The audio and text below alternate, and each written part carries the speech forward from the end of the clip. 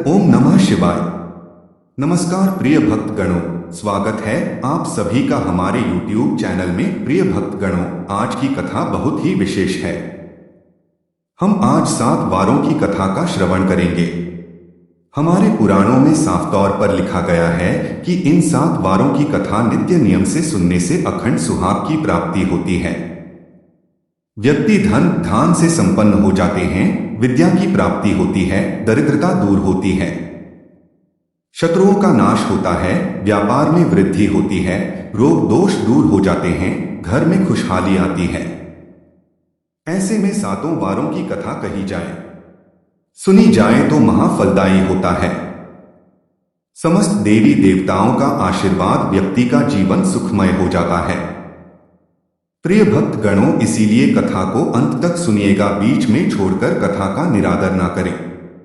अगर आप शिव भक्त हैं तो इससे पहले कि हम कथा को शुरू करें, अगर आपने हमारे चैनल को सब्सक्राइब नहीं किया है तो कृपया सब्सक्राइब करें, लाइक करें, शेयर करें और सामने बने बेल के बटन को अवश्य दबाएं।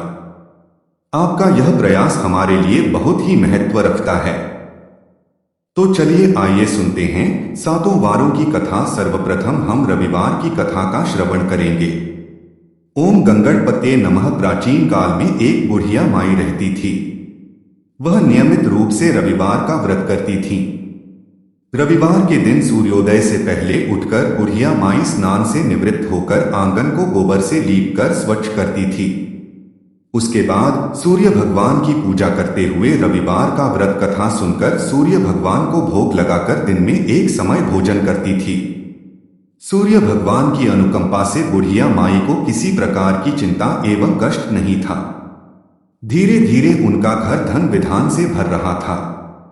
उस बुढ़िया माई को सुखी होते देख उनकी पड़ोसन उनसे जलने लगी। बुढ़िया ने कोई गाय नहीं पाल रखी थी, अतः अपने पड़ोसियों के आंगन में पदाधिक गाय का गोबर लाती थी। पड़ोसी ने कुछ सोचकर अपनी गाय को घर के अंदर बांध दिया। रविवार को गोबर न मिलने से बुढ़िया माई अपना आंगन नहीं लीप सके। आंगन न लीप पाने के कारण उस बुढ़िया माई ने सूर्य भगवान को भोग भी नहीं लगाया और उस दिन स्वयं भी भोजन नहीं किया। सूर्यास्त होने पर बुढ़िया माई भूखी प्यासी हो गई। प्रातःकाल सूर्योदय से पूर्व उस बुढ़िया माई की आंख खुली तो वह अपने आंगन में सुंदर गाय और बछड़े को देखकर हैरान हो गई। गाय को आंगन में बांधकर उसे जल्दी से चारा पानी खिलाया। पड़ोसी ने उस बुढ़िया माई के आंगन में बंधी गाय और बछड़े को देखा तो वो उससे और भी अधिक जलने लगी। तभी गाय ने सोने का गोबर किया। गोबर को देखते ही पड़ोसन की आंखें फटी की फटी रह गई। पड़ोसन ने उस बुढ़िया माई को आसपास न देखकर तुरंत उस गोबर को चुरा लिया और अपने घर ले गई तथा अपनी गाय का गोबर वहां रखाई। सोने के गोबर से पड़ोसन कुछ ही दिनों में धनवान हो गई। गाय प्रतिदिन सूर्योदय से पूर्व सोने का गोबर किया करती थी। पड़ोसन उस गोबर को उठाकर ले जाया करती थी। बहुत दिनों तक बुढ़िया माई को सोने के गोबर के बारे में कुछ पता नहीं चला। बुढ़िया माई पहले की तरह रविवार को भगवान सूर्यदेव का व्रत किया करती थी और कथा सुनती थी। लेकिन सूर्य भगवान को जब पड़ोसन की चालाकी का पता चला तो उन्होंने तेज आंधी चलाई। आंधी का प्रकोप देखकर बुढ़िया माई ने गाय को घर के अंदर बांध दिया। सुबह उठकर बुढ़िया माई ने सोने का गोबर देखा तो उन्हें बहुत आश्चर्य हुआ। उस दिन के बाद बुढ़िया माई गाय को घर के भीतर बांधने लगी। सोने के गोबर से बुढ़िया माई कुछ ही दिनों में बहुत धनी हो गई। उस बुढ़िया माई के धनी होने से पड़ोसन बुरी तरह से जल भुनकर राख हो गई और उसने अपने पति को समझा बुझाकर उस नगर के राजा के पास भेज दिया तो राजा ने अपने सैनिकों को भेजकर बुढ़िया माई से उस गाय को छीन लिया। अब बुढ़िया माई बहुत रोने लगी। जब राजा ने सोने का गोबर देखा तो उसके आश्चर्य का ठिकाना ही नहीं रहा। राजा ने उस गाय को पूरी तरह से अपना बना दिया। अब इधर रविवार का दिन था। सूर्य भगवान को भूखी प्यासी बुढ़िया माई को इस तरह प्रार्थना करते देख उस पर बहुत करुणा आ गई।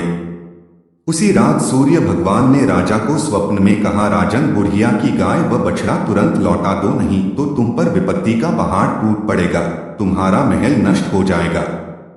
सूर्य भगवान के स्वप्न से बुरी तरह भयभीत राजा ने उठते ही गाय और बछड़ा बुढ़िया को लौटा दिया।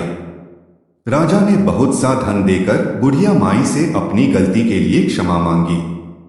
राजा ने पड़ोसन और उसके पति को उसकी इस दुष्टता के लिए दंड दिया। फिर राजा ने पूरे राज्य में घोषणा करवाई कि सभी स्त्री पुरुष रविवार का व्रत किया करेंगे। रविवार का व्रत करने से सभी लोगों के घर धन्य धान्य से भर गए। राज्य में चारों तरफ खुशहाली छा गई। स्त्री पुरुष जीवन यापन करने लगे। उसी दिन से हर रविवार को व्यक्ति अपने घर की लिपाई गोबर से करने लगे और भगवान सूर्य देव को प्रसन्न करने लगे। प्रेम से बोलिए, सूर्य नारायण भगवान की जय हो। जय हो सूर्य देवता है सूर्य भगवान। जिस प्रकार आपने बुढ़िया माई को दिया, उसी प्रकार आप अपने भक्तों को कथा को कहने वाले, सुनने वाले और हुंकार भरने वालों को देना। जय हो सूर्य देवता। ओम नमः शिवाय। प्रिय भक्तों, अब आइए सुनते हैं सोमवार की व्रत कथा। आज सुतोष शशांक शेखर चंद्रमौली चिदंबरा कुटी कोटि प्रणाम शंभु कोटि नमन दिगंबरा। ओम नमः शिवाय। किसी नगर में एक धनी व्यापारी रहता था। दूर दूर तक उसका व्यापार फैला हुआ था। नगर के सभी लोग उस व्यापारी का सम्मान करते थे। इतना सब कुछ संपन्न होने के बाद भी वह व्यापारी बहुत दुखी था, क्योंकि उसका कोई पुत्र नहीं था, जिस कारण अपने मृत्यु के पश्चात व्यापारी के उत्तराधिकारी की चिंता उसे हमेशा सताती थी। पुत्र प्राप्ति की इच्छा से व्यापारी प्रत्येक सोमवार भगवान शिव की व्रत पूजा किया करता था और शाम के समय शिव मंदिर में जाकर शिव जी के सामने घी का दीपक जला दिया करता था। उसकी भक्ति देखकर मां पार्वती प्रसन्न हो गई और भगवान शिव से उस व्यापारी को मनोकामना पूर्ण करने का निवेदन किया। भगवान शिवजी बोले कि इस संसार में सबको उसके कर्म के अनुसार फल की प्राप्ति होती है। जो प्राणी जैसा कर्म करते हैं उन्हें वैसा ही फल प्राप्त होता है। शिवजी द्वारा समझाने के बावजूद मां पार्वती नहीं मानी और उस व्यापारी को मनोकामना पूर्ण हेतु वे शिवजी से बार बार अनुरोध करती रही। अंततः माता के आग्रह को देखकर भगवान भोलेनाथ को उस व्यापारी को पुत्र प्राप्ति का वरदान देना पड़ा। वरदान देने के पश्चात भोलेनाथ माता पार्वती से बोले, आपके आग्रह पर मैंने पुत्र प्राप्ति का वरदान तो दे दिया, इसका यह पुत्र मात्र 16 वर्ष से अधिक समय तक जीवित नहीं रहेगा। उसी रात भगवान शिवजी उस व्यापारी के स्वप्न में आए और उसे पुत्र प्राप्ति का वरदान दिया और उसके पुत्र के 16 वर्ष तक जीवित रहने की बात भी बताई। भगवान के वरदान से व्यापारी को खुशी तो हुई, लेकिन पुत्र की अल्पायु की चिंता ने उस खुशी को नष्ट कर दिया। व्यापारी पहले के तरह सोमवार के दिन भगवान शिव का विधिवत व्रत करता रहा। कुछ ही महीनों के बाद उसके घर एक अति सुंदर बालक ने जन्म लिया और घर में खुशियां ही खुशियां भर गई। बहुत धूमधाम से पुत्र जन्म का समारोह मनाया गया, परंतु व्यापारी को पुत्र जन्म की अधिक खुशी नहीं हुई, क्योंकि उसे पुत्र की अल्पायु का रहस्य पता था। जब पुत्र 12 वर्ष का हुआ तो व्यापारी ने उसे मामा के यहाँ पढ़ने के लिए वाराणसी भेज दिया। लड़का अपने मामा के साथ शिक्षा प्राप्ति हेतु चल दिया। रास्ते में जहां भी मामा भांजे विश्राम करने हेतु रुकते, वहीं पर यज्ञ करते और ब्राह्मणों को भोजन कराते। लंबी यात्रा के बाद मामा भांजे एक नगर में पहुंचे। उस दिन नगर के राजा की कन्या का विवाह था, जिसका कारण पूरे नगर को सजाया गया था। निश्चित समय पर बारात आई, लेकिन वर का पिता अपने बेटे के एक आंख से काने होने के कारण बहुत चिंतित था। उसे भय था कि इस बात का पता चलने पर कहीं राजा विवाह से इनकार न कर दे, जिससे उसकी बदनामी होगी। जब वर के पिता ने व्यापारी के पुत्र को देखा तो उसके मस्तिष्क में एक विचार आया। उसने सोचा, क्यों न इस लड़के को दूल्हा बनाकर राजकुमारी से विवाह कर दूं। विवाह के बाद उसको धन देकर विदा कर दूंगा और राजकुमारी को अपने नगर ले जाऊंगा। वर के पिता ने लड़के के मामा से इस संबंध में बात की। मामा ने धन मिलने के लालच में वर के पिता की बात स्वीकार कर ली। लड़के को दूल्हा का वस्त्र पहनाकर राजकुमारी से विवाह कर दिया गया। राजा ने बहुत सारा धन देकर राजकुमारी को विदा किया। शादी के बाद लड़का जब राजकुमारी के साथ लौट रहा था तो वह सच छिपा नहीं सका और उसने राजकुमारी के ओढ़नी पर लिख दिया, राजकुमारी तुम्हारा विवाह मेरे साथ हुआ था। मैं तो वाराणसी पढ़ने के लिए जा रहा हूं और अब तुम्हें किसी और नव युवक की पत्नी बनना पड़ेगा और वह काना भी है।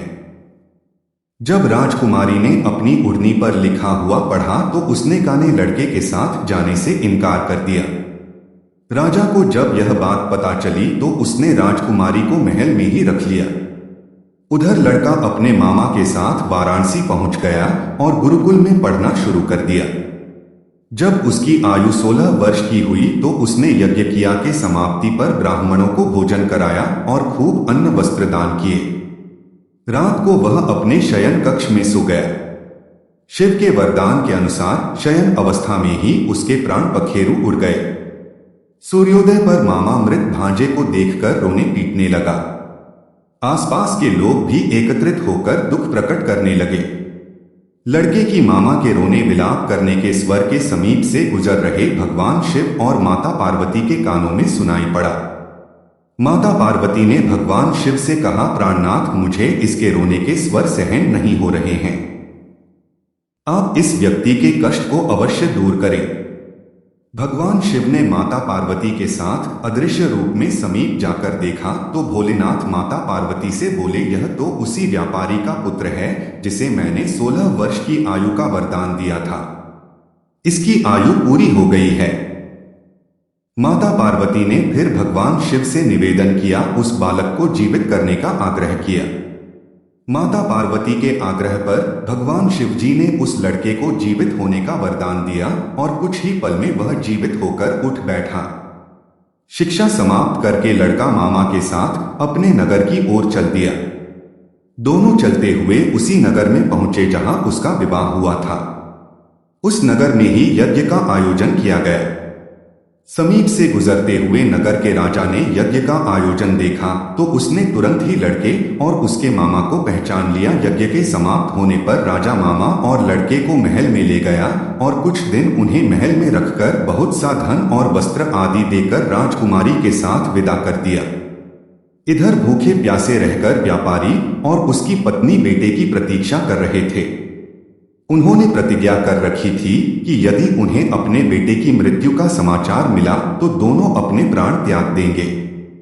परंतु जैसे ही उसने बेटे के जीवित वापस लौटने का समाचार सुना तो वह बहुत ही प्रसन्न हुआ। वह अपनी पत्नी और मित्रों के साथ नगर के द्वार पर पहुंचा। अपने बेटे के विवाह का समाचार सुनकर पुत्र वधू राजकुमारी को देखकर उसकी खुशी का ठिकाना न रहा।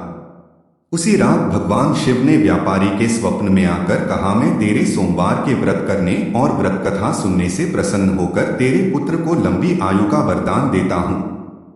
पुत्र की लंबी आयु जानकर व्यापारी बहुत प्रसन्न हुआ।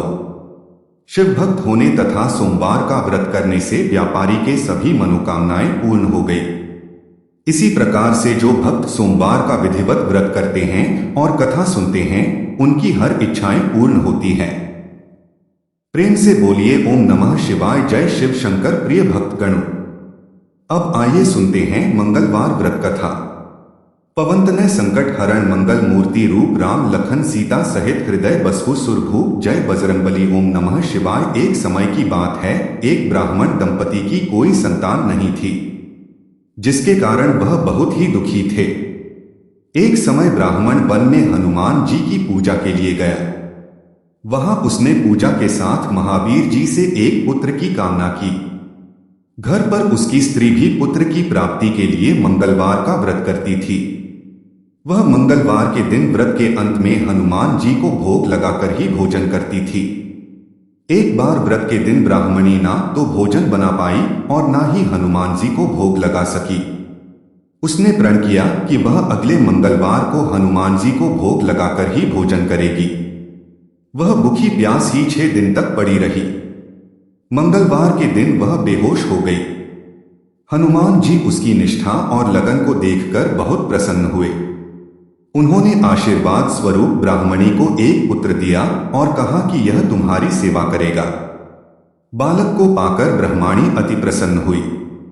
उसने बालक का नाम मंगल रखा। कुछ समय उपरांत जब ब्राह्मण घर आया तो बालक को देखकर पूछा कि वह कौन है। पत्नी बोली कि मंगलवार के व्रत से प्रसन्न होकर हनुमान जी ने उसे एक बालक दिया है। ब्राह्मण को अपनी पत्नी की बात पर विश्वास नहीं हुआ। एक दिन मौका देखकर ब्राह्मण ने उस बालक को कुएं में गिरा दिया। घर लौटने पर ब्राह्मणी ने पूछा कि मंगल कहाँ है। तभी पीछे से मंगल मुस्कुराकर आता हुआ दिखाई दिया। उसे वापस देखकर ब्राह्मण आश्चर्यचकित रह गया। रात को हनुमान जी ने उसे स्वप्न में दर्शन दिए और बताया कि यह पुत्र उसे उन्होंने ही दिया है। ब्राह्मण सत्य जानकर बहुत ही खुश हुआ। उसके बाद ब्राह्मण दंपति प्रत्येक मंगलवार को व्रत रखने लगे। जो मनुष्य मंगलवार व्रत कथा को पढ़ता या सुनता है और नियम से व्रत रखता है, उसे हनुमान जी की कृपा से सब कष्ट दूर होकर सर्व सुख प्राप्त होता है और हनुमान जी की दया के पात्र बनती। ये हनुमान जी जिस प्रकार आपने उस ब्राह्मण को पुत्र दिया, उस प्रकार सभी को देना। कथा को कहने वाले, सुनने वाले, ओंकार भरने वाले को देना। जय हो हनुमान जी महाराज, जय बजरंगबली। अब आइए सुनते हैं बुधवार व्रत कथा। वक्रतुंड महाकाय सूर्यकोटि समप्रभा निर्विघ्नं कुरु मे देव सर्वकार्येषु सर्वदा। जय हो गणेश बाबा। ओम नमः शिवाय। एक समय की बात है, एक व्यक्ति का विवाह हुए। कई वर्ष बीत गए। विवाह के बाद उसकी पत्नी एक बार अपने मायके गई हुई थी। पत्नी के मायके में रहने के कई दिनों बाद उसका पति अपनी पत्नी को विदा कराने के लिए ससुराल पहुंचा। ससुराल में कुछ दिन रहने के बाद वह पत्नी को मायके से विदा कराने की बात अपने सास ससुर से कही। बुधवार का दिन होने के कारण उसके सास ससुर ने कहा कि इस दिन बेटी ससुराल नहीं जा सकती, इस कारण विदाई नहीं हो सकता। लेकिन वह व्यक्ति नहीं माना और अपनी पत्नी को मायके से विदा कराकर अपने घर की तरफ चल दिया। रास्ते में जाते वक्त पत्नी को बहुत तेजी से प्यास लगी। तब पति पानी की तलाश में इधर उधर भटकने लगा। काफी देर के बाद जब पानी लेकर वापस लौटा तो उसने देखा कि पत्नी के पास उसी की वेशभूषा में कोई अन्य व्यक्ति पत्नी के संग बैठकर बातें करता हुआ दिखाई दिया। दोनों व्यक्ति आपस में लड़ने लगे। पहले व्यक्ति ने गुस्से में दूसरे व्यक्ति से पूछ लिया कि वह कौन है और क्यों उसकी पत्नी के साथ बैठकर बातें कर रहा है। फिर आपस में लड़ने लगे। दूसरे व्यक्ति ने कहा कि यह मेरी पत्नी है। इस तरह दोनों के बीच भयानक लड़ाई होने लगी। तब वहां पर कुछ सिपाही आ गए और स्त्री से उसके असली पति के बारे में पूछने लगे। दोनों व्यक्ति को देखकर स्त्री हैरान हो गई। वह दुविधा में पड़ गई क्योंकि दोनों एक जैसे ही लग रहे थे।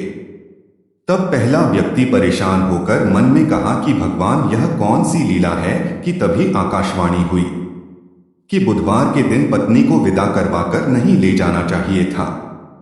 यह सुनकर पहला व्यक्ति समझ गया कि यह भगवान बुद्ध की लीला है। फिर वह व्यक्ति बुद्ध देव से प्रार्थना करने लगा और क्षमा मांगने लगा और फौरन ही बुद्ध देव अंतर्ध्यान हो गए और उस व्यक्ति को अपनी पत्नी मिल गई। तभी से हर दिन बुधवार के दिन भगवान गणेश की पूजा होने लगी। यहाँ पूजा इसलिए की जाती है क्योंकि हमारे यात्रा में किसी प्रकार का विघ्न न पड़े और गणेश जी की कृपा बनी रहे। प्रेम से बोलिए जय हो गणेश जी महाराज। ओम नमः शिवाय। प्रिय भक्त करो, अब आइए सुनते हैं बृहस्पतिवार की सुबह फलदायी कथा। श्रीमान नारायण नारायण नारायण भज मन, नारायण नारायण नारायण। प्रेम से बोलिए विष्णु भगवान ने की चैन हो। विष्णु भगवान जैसे श्रीहरि प्राचीन काल में एक बहुत ही निर्धन ब्राह्मण था। उसकी कोई संतान नहीं थी। वह नित्य पूजा पाठ करता था। उसकी स्त्री स्नान नहीं करती और न ही किसी देवता का पूजन करती थी। इसी कारण ब्राह्मण देवता बहुत दुखी थे। भगवान की कृपा से ब्राह्मण के यहाँ एक कन्या उत्पन्न हुई।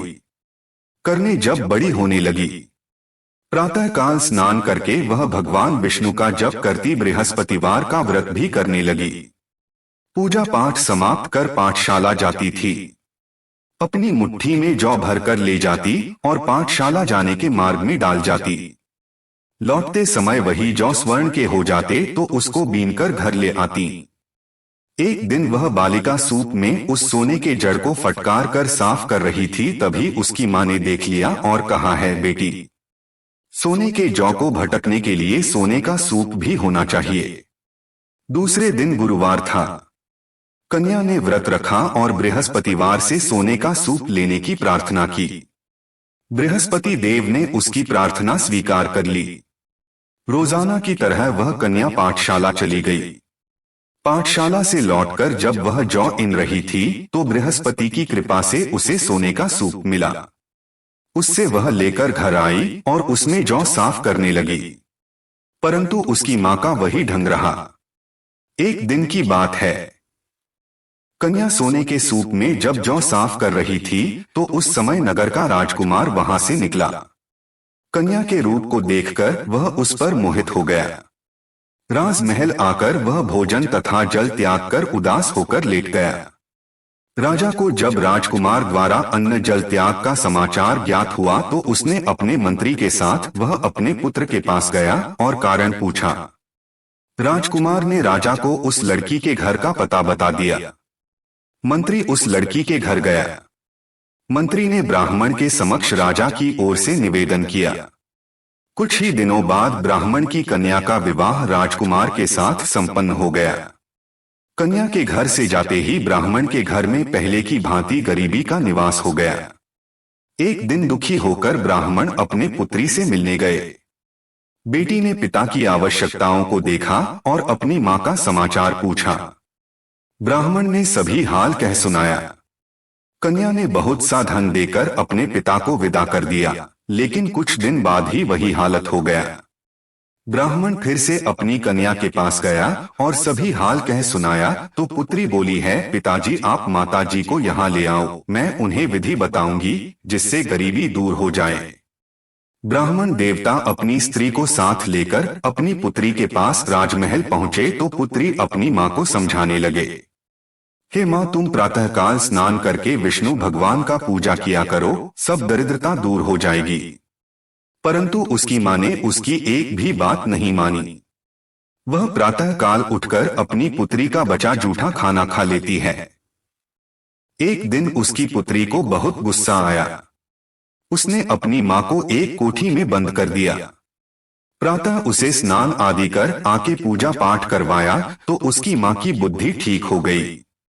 इसके बाद वह नित्य नियम से पूजा पाठ करने और प्रत्येक बृहस्पतिवार को व्रत करने लगी। इस व्रत के प्रभाव से मृत्यु के बाद वह स्वर्ग को गई। वह ब्राह्मण ही सुखपूर्वक इस लोक का सुख भोग कर स्वर्ग को प्राप्त हो गया। हे भगवान विष्णु, जिस प्रकार आपने उस ब्राह्मणी को स्वर्ग की प्राप्ति की उसी प्रकार सबको करना। हे भगवान, इस कथा को सुनने वाले, कहने वाले तथा हुंकार भरने वालों को देना प्रेम से बोलिए। विष्णु भगवान की जय। प्रिया भक्तगणों, अब आइए सुनते हैं शुक्रवार की व्रत कथा। या देवी सर्वभूतेषु शांति रूपेण संस्थिता, नमस्तेई नमस्तेई नमस्तेई नमो नमः। जय मां संतोषी एक बुढ़िया थी। उसके साथ बेटे थे। 6 कमाने वाले थे, जबकि एक निकम्मा था। बुढ़िया 6 बेटों को रसोई बनाती, भोजन कराती और जो जूठन उनसे बचता वह 7वें बेटे को दे देती। एक दिन वह बेटा अपनी पत्नी से बोला, देखो मेरी माँ मुझे कितना प्रेम करती है। हाँ, मुझे दिखता है कि आपकी माँ आपको जूठन खिलाती है। वह कितना प्यार करती है। यह सुनकर बेटे ने कहा, नहीं, ऐसा नहीं हो सकता। मैं जब अपनी आंखों से देखूंगा तभी विश्वास करूंगा। मेरी माँ मुझे जूठा नहीं खिला सकती। कुछ दिन बाद त्योहार आया। घर में 7 प्रकार के भोजन चूरमे के लड्डू बने। वह जांचने के लिए सिर दुखने का बहाना कर पतला वस्त्र सिर पर उड़े रसोई घर में सो गया। वह कपड़े में से सब देख रहा था। 6 भाई भोजन करने आए। उसने देखा माँ ने उसके लिए सुंदर आसन बिछाया, नाना प्रकार की रसोई परोसी और आग्रह करके उन्हें खाना खिलाया। यह देखता रह गया। 6 भोजन करके उठे तब माँ ने उनकी जूठन थाली में से लड्डू के चूरमे उठाकर एक लड्डू बनाया। जूठन साफ कर बूढ़ी माँ ने उसे पुकारा, बेटा 6 भाई भोजन करके चले गए, अब तू बाकी है, आकर भोजन खा ले। वह कहने लगा, माँ मुझे भोजन नहीं करना, अब मैं प्रदेश जाना चाहता हूँ। माँ ने कहा कल जाता है तो आज चल आ जा। वह बोला आज ही जा रहा हूं। यह कहकर वह घर से निकल गया। चलते चलते पत्नी की याद आ गई। वह गौशाला में कंडे पाथ रही थी। वहां जाकर बोला है प्रिय मैं प्रदेश कमाने के लिए जा रहा हूं, तुम्हारी याद मुझे सदैव रहे इसीलिए मुझे कुछ नहीं सानी दे दो। यह अंगूठी है सो ले लो और अपनी कुछ निशानी मुझे दे दो। वह बोली मेरे पास क्या है? यह गोबर भरा हाथ यह कहकर उसकी पीठ पर गोबर के हाथ की थाप लगा दी। वह चला गया। चलते चलते दूर देश पहुंचा।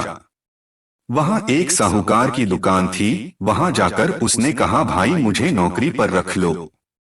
साहूकार को भी जरूरत थी एक नौकर की तो वह बोला रह जा। लड़के ने पूछा तनख्वाह क्या दोगे? साहूकार ने कहा काम देखकर दाम मिलेंगे। साहूकार की नौकरी मिली। वह सुबह 7 बजे से 10 बजे तक नौकरी पर जाने लगा। कुछ दिन में दुकान का सारा काम, लेन देन, हिसाब किताब, ग्राहकों को माल बेचना सारा काम करने लगा। साहूकार के साथ 8 नौकर थे। वे सब चक्कर खाने लगे कि ये तो बहुत होशियार बन गया। सेठ ने भी काम देखा और 3 महीने में ही उसे आधे मुनाफे का हिस्सेदार बना दिया। वह कुछ वर्षों में ही नामी सेठ बन गया और मालिक सारा कारोबार उस पर छोड़कर चला गया। इधर उसकी पत्नी को सास ससुर दुख देने लगे। सारी गृहस्थी का काम कराने लगे। लकड़ी लेने जंगल भेजते। घर के सारे आटे से भूसी निकलती उसकी रोटी बनाकर रख दी जाती और फूटे नारियल के खोल में उसे पानी पीने के लिए दिया जाता है। एक दिन वह लकड़ी लेने जा रही थी। रास्ते में बहुत सी स्त्रियां संतोषी माता का व्रत करती हुई दिखाई दी। वह वहां खड़ी होकर कथा सुनने लगी और पूछा बहनों तुम किस देवता का पूजा कर रही हो और इसके करने से क्या फल मिलता है? यदि तुम इस व्रत का विधान मुझे समझाकर कहोगी तो मैं तुम्हारा बड़ा ही एहसान मानूंगी। तब उसमें से एक स्त्री बोली सुनो, यह संतोषी माँ का व्रत है। इसके करने से निर्धनता दूर होती है, दरिद्रता का नाश होता है और जो कुछ मन में कामना है सब संतोषी माता की कृपा से पूर्ण होता है। तब उसने व्रत की विधि पूछी। वह भक्तिनी स्त्री बोली 1.25 आने का गुण चना लेना, इच्छा हो तो 1.25 पाव आने का लेना या 1 रुपया 25 पैसे का ही सहूलियत के हिसाब से लेना, बिना परेशानी। और श्रद्धा व प्रेम से जितना भी बन पड़े सवाई ले लेना। प्रत्येक शुक्रवार को निराहार रहकर कथा सुनना, इसके बीच क्रम टूटे नहीं। लगातार नियम पालन करना। सुनने वाला कोई ना मिले तो घी का दीपक जलाकर उसके आगे या जल के पात्र को सामने रखकर कथा कहना जब तक कार्य सिद्ध ना हो। नियम का पालन करते रहना और कार्य सिद्ध हो जाने पर व्रत का उद्यापन करना। यदि किसी के ग्रह खोटे भी हो तो भी माता वर्ष भर में कार्य सिद्ध कर देती है। फल सिद्धि होने पर उद्यापन करना चाहिए। बीच में ही नहीं, उद्यापन में 2.5 सिर आटे का खाजा तथा इसी परिणाम से खीर तथा चने का साग बनाना। 8 लड़कों को भोजन कराना। जहां तक मिले तो देवर जेठ भाई बंधु के ही हो, न मिले तो रिश्तेदार और पड़ोसियों को बुला लेना, उन्हें भोजन करा। यथाशक्ति दक्षिणा देकर माता का नियम पूरा करना। उस दिन घर में खटाई ना खाना। यह सुनकर बुढ़िया के लड़के की बहू चल दी। रास्ते में लकड़ी के बोझ को बेच दिया और उन पैसों से गुड़ चना लेकर माता के व्रत की तैयारी कर आगे चली और सामने मंदिर देखकर पूछने लगी यह मंदिर किसका है? सब कहने लगे कि संतोषी माता का है। यह सुनकर माता के मंदिर में जाकर चरणों में लेट गई। दिन रात विनती करने लगी, माँ मैं विकट अज्ञानी हूँ, व्रत के कुछ भी नियम नहीं जानती, मैं दुखी हूँ। हे आता है जगत जननी मेरा दुख दूर कर, मैं तेरी शरण में हूँ। माता को दया आ गई। एक शुक्रवार बीता कि दूसरे को उसके पति का पत्र आया और तीसरे शुक्रवार को उसका भेजा हुआ पैसा आ पहुंचा। यह देखकर जेठ जेठानी मुंह सिकोड़ने लगे। लड़के ताने देने लगे। काकी के पास पत्र आने लगे, रुपया आने लगा। अब तो काकी की खातिर बढ़ेगी। बेचारी सरलता से कहती भैया कागज आगे रुपया आवे सबके लिए अच्छा है। ऐसा कहकर आंखों से आंसू भरकर संतोषी माँ के मंदिर में मातेश्वरी के चरणों में गिरकर रोने लगी और कहने लगी, माँ मैंने तुमसे पैसा कब मांगा है? मुझे पैसे से क्या काम, मुझे तो अपने सुहाग से काम है। मैं तो अपने स्वामी के दर्शन करना चाहती हूँ। तब माता ने प्रसन्न होकर कहा, जा बेटी तेरा स्वामी आएगा। यह सुनकर खुशी से बावली होकर घर में जाकर काम करने लगी। अब संतोषी माँ विचार करने लगी, इस भोली पुत्री को मैंने कह तो दिया कि तेरा पति आएगा, लेकिन कैसे? वह तो इससे स्वप्न में भी याद नहीं करता। उसे याद दिलाने को मुझे ही जाना पड़ेगा। इस तरह माताजी उस बुढ़िया के बेटे के पास स्वप्न में प्रकट हो गई। स्वप्न में प्रकट होकर कहने लगी, साहूकार के बेटे सो रहा है या जाता है? वह कहने लगा, माता सोता भी नहीं, जागता भी नहीं हूँ। कहो क्या आ गया है? माँ कहने लगी, तेरे घर बार कुछ है कि नहीं? वह बोला, मेरे पास सब कुछ है माँ है, बाप है, बहू है, क्या कमी है?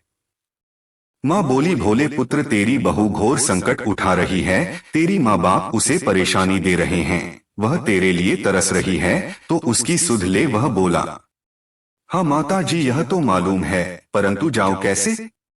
पर देश की बात है, लेन देन का कोई हिसाब नहीं, कोई जाने का रास्ता नहीं आता, कैसे चला जाऊं? माँ कहने लगी, मेरी बात मान, सवेरे ना हाथ धोकर संतोषी माता का नाम ले, घी का दीपक जला, दंडवत कर दुकान पर जा बैठ। देखते ही देखते सारा लेन देन चुकता हो जाएगा, जमा माल बिक जाएगा, सांस होते होते धन का भारी ढेर लग जाएगा।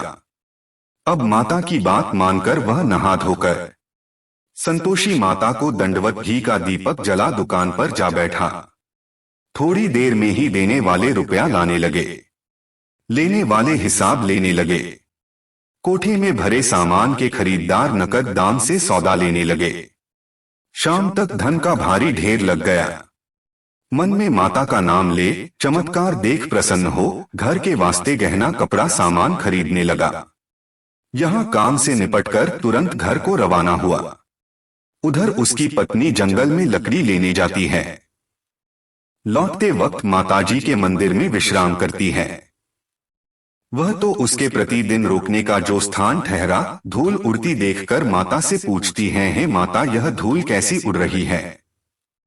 माता कहती है, हे पुत्री तेरा पति आ रहा है, अब तू ऐसा कर, लकड़ियों के 3 भोज बनाकर एक नदी के किनारे रख और दूसरा मेरे मंदिर पर और तीसरा अपने स्तर पर। तेरे पति को लकड़ियों का गट्ठर देखकर मोह पैदा होगा और वहां रुकेगा, नाश्ता पानी खाकर माँ से मिलने जाएगा। तब तू लकड़ी का बोझ उठाकर जाना और चौक में गट्ठर डालकर जोर से आवाज लगान, लो सासू जी लकड़ियों का गट्ठर लो, भूसी की रोटी दो, नारियल के कपड़े में पानी दो, आज मेहमान कौन आया है?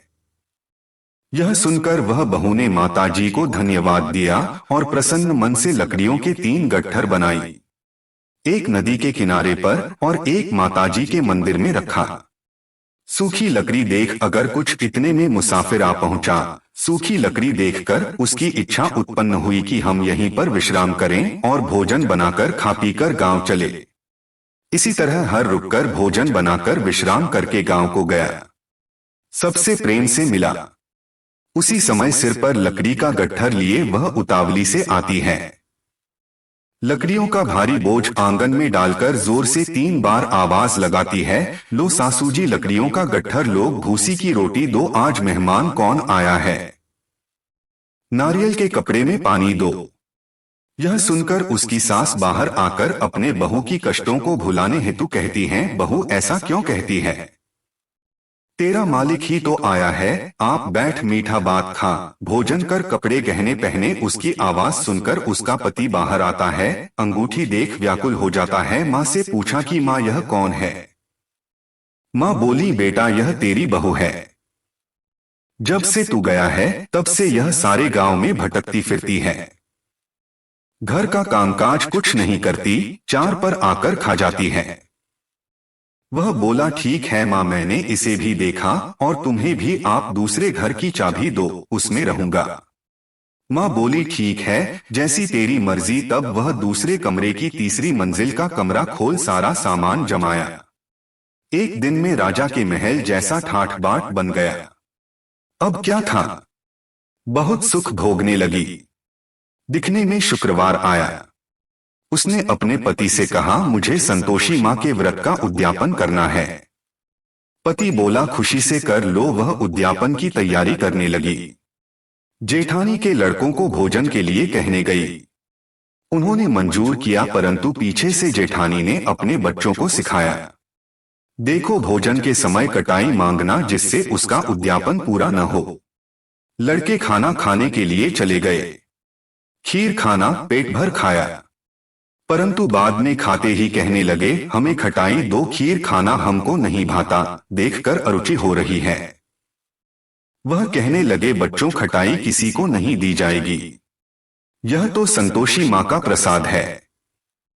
लड़के उठ खड़े हुए, बोले, पैसा लाओ। भोली कुछ नहीं जानती थी, उसे पैसा दे दिया। लड़के उसी समय हट करके इमली की कटाई दुकान से खरीद कर लेकर आए और खाने लगे। यह देखकर बहू पर माताजी ने कोप किया। राजा के दूत उसके पति को पकड़कर ले गए। जेठ जेठानी मनमाने वचन करने लगे, लूट लूट कर धन इकट्ठा करके लाया है, अब सब मालूम पड़ जाएगा जब जेल की हवा खाएगा। बहू से यह सब सहन नहीं हुआ। रोते हुए माताजी के मंदिर गई। कहने लगी, है माता, तुमने क्या किया? हंसाकर अब भक्तों को रुलाने लगी। माता बोली, बेटी तूने उद्यापन करके मेरा व्रत भंग किया है। वह कहने लगी, माता मैंने कुछ अपराध किया है, मैंने तो भूल से लड़कों को पैसे दे दिया, मुझे क्षमा करो, मैं फिर से तुम्हारा उद्यापन करूंगी। माँ बोली, अब भूल मत करना। वह कहती हैं, अब भूल नहीं होगी, अब बताओ कैसे आवेंगे? माँ बोली, जा पुत्री, तेरा पति तुझे रास्ते में आता मिलेंगे। वह निकली, राह में पति आता मिला। वह पूछी, कहाँ गए थे? वह कहने लगा, इतना धन जो कमाया है उसका टैक्स राजा ने मांगा था, भरने गया था। वह प्रसन्न हो बोली, भला हुआ, अब घर को चलो। कुछ दिन बाद शुक्रवार का व्रत आया। वह बोली, मुझे फिर से माता का उद्यापन करना है। पति ने कहा, करो। बहू फिर से जेठ के लड़कों को भोजन को कहने गई। जेठानी ने एक दो बातें सुनाई और सब लड़कों को सिखाने लगी कि तुम लोग पहले ही खटाई मांगना। लड़के भोजन से पहले कहने लगे, हमें खीर नहीं खानी, हमें खटाई चाहिए, हमारा मन बिगड़ रहा है, हमें मिचली आ रही है, कुछ खटाई खाने को दे दो। वह बोली, खटाई किसी को नहीं मिलेंगे, आना है तो आओ, नहीं तो वह ब्राह्मण के लड़के लाकर भोजन करा लेगी। उस बहू ने यथाशक्ति एक एक कर एक एक फल दिया। संतोषी माँ प्रसन्न हो गई। इस तरह से उस बहू ने उद्यापन किया। माता की कृपा होने से उसके घर में फिर से अन्न धन का भंडार भर गया। कुछ ही दिनों में वह एक पुत्र को जन्म देती है। इस प्रकार से उसका घर पूरी तरह से खुशियों से भर जाता है। वह माता संतोषी की कृपा से धनवान हो जाती है। जय हो संतोषी माँ, जिस प्रकार आपने उस अपने भक्त को दिया, उसी प्रकार आप कथा को सुनने वाले, कहने वाले तथा हुंकार भरने वालों को देना। जय माता संतोषी। प्रिय भक्तगण, अब आइए सुनते हैं शनि देव की कथा। जय श्री शनिदेव प्रभु, सुनहु विनय महाराज, करहु कृपा, है रवि तनय रखा हूं जन की लाज। एक समय की बात है, भगवान सूर्यदेव के पुत्र शनि बचपन में बहुत सुंदर थे और तेजस्वी भी। उनकी सुंदरता को देखते हुए गंधर्व ने अपनी पुत्री कंकाली के साथ शनि देव का विवाह करा दिया। लेकिन अत्यंत सुंदर होने के कारण इंद्र की सभा के अफसर अक्सर उन्हें देखने आया करती थीं। इन अफसरों को देखकर कई बार शनिदेव उन पर मोहित हो जाया करते थे। यह बात गंधर्व पुत्री कंकाली को अच्छी नहीं लगी। तब गंधर्व पुत्री कंकाली ने अपने पति शनिदेव को यह श्राप दे दिया कि आज के पश्चात सुंदरता को खोकर बदसूरत हो जाए और आपकी दृष्टि हमेशा नीचे की तरफ रहे। अगर आप सीधी दृष्टि से किसी की तरह देखते हैं तो उस पर 7.5 का भाव प्रकट हो जाएगा। तब शनि देव भगवान शिव की घोर तपस्या की। तपस्या के पश्चात भगवान शिव प्रसन्न हुए और बोले, हे सूर्य पुत्र शनिदेव, वर मांगो कि हे शिव शंभु, हम पर कृपा करके हमें सृष्टि पर सीधे देखने के लिए वर दीजिए। भगवान शिव बोले, जो व्यक्ति शनिवार के दिन पीपल के नीचे तेल चढ़ाएगा, उस पर तुम्हारे पड़ने वाली दृष्टि शुभ दृष्टि में बदल जाएगी। इसलिए शनिवार के दिन पीपल के नीचे शनि देव की पूजा होती है और उन्हें तेल चढ़ाया जाता है। हे शनि महाराज, जो भी भक्त आपका शनिवार का व्रत करता है, आपको तेल चढ़ाता है, आप उसके घर में अन्न धन सुख संपदा देना, सुख शांति देना, प्रेम से बोलिए जय शनिदेव। ओम नमः शिवाय। प्रिय भक्त गणों, यात्री 7 वारों की कथा उम्मीद करती हूँ यह कथा आपको अत्यंत पसंद आई होगी। यह कथा आपको पसंद आई है तो आप हमारे वीडियो को एक लाइक जरूर कर दीजिएगा। आपका जीवन मंगलमय हो। आपसे विदा लेते हैं, मिलते हैं नेक्स्ट वीडियो में, तब तक के लिए नमस्कार।